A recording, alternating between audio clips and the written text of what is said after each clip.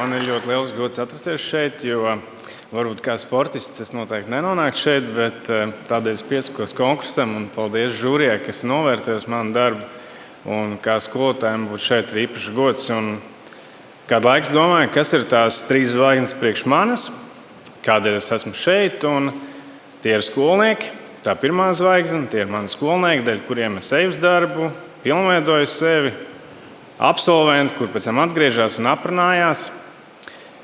Otrā zvaigzne ir cilvēki.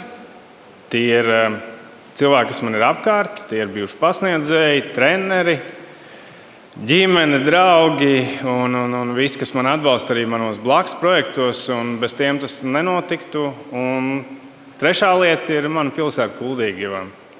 Ja es nebūtu Kuldīgā, tad es nebūtu šeit. Un esmu pateicīgs visām šīm 3 zvaigznēm, un to visu kopā satur ģimene. Tā ir pats svarīgākā. Tā kā paldies manai ģimenei, kas man ir pacieši un gaida mani mājās katru reizi. Novēlu visiem veiksmi un paldies!